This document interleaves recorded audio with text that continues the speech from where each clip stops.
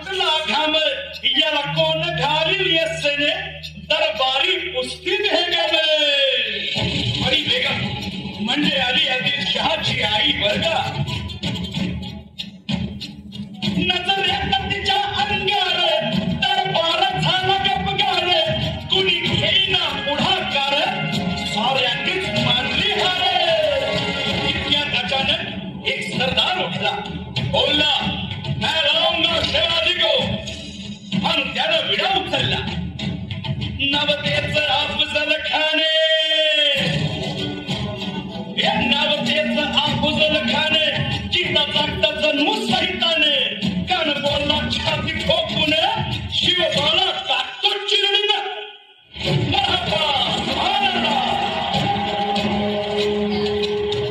कौतिक झालं दरबाराचे खान निघाला मोठ्या पूर्वीने त्याचं गोड दळ पाहिजे होता फाटा नाही बघे अंकित हातीचं पोळ पाहणारा कौतुक चढ वाटे खेळ त्याला चिरडी चिरडीत खानाची सेना निघाली आवा लुटली देवळं उद्ध्वस्त केली आयापैकीची अब्रू लुटली कोण रोखणार हे वादळ आता शिवबाचं काही खरंच नाही इकडं निजाम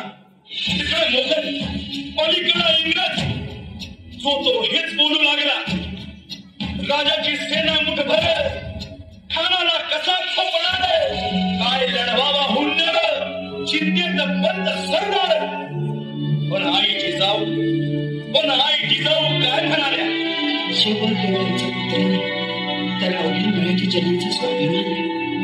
या मातेने आपला पुत्र गमावला तरी बेहत्तर परंतु लहानपणी वळून जाऊन त्या मराठी मुलगाचा स्वाभिमान गमावता कामा नये अशा वाघिणीचा प्रच्छावा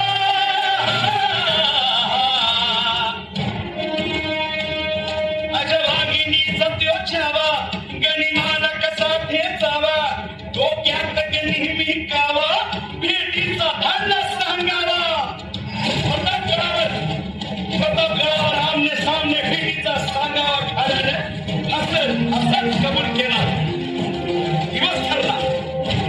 ठरला आणि ठरल्याप्रमाणे प्रतापगडच्या पायथ्याशी खान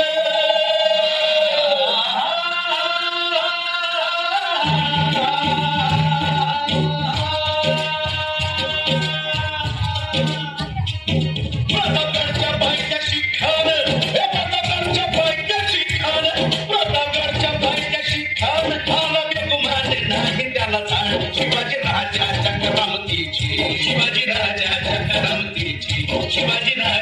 करामतीची त्याचे नाही जाणीव शेतीची त्याचे नाही जाणीव शेतीची त्याचे नाही जाणीव शेतीची आणि करील काय कल्पना युक्तीची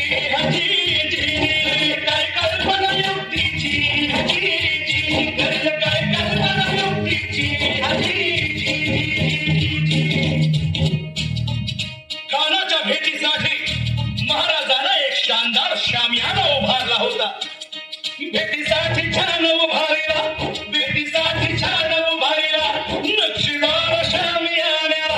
नक्षीदार शामियान्याला आणि अशा शामियान्यात कान डौलत तुले द्यावा सय्यद बांडा त्याच्या संगतीला शिवबाच्या संगती महारा बरं का शिवा महारा नावाचा ठोंबारी होता म्हणतात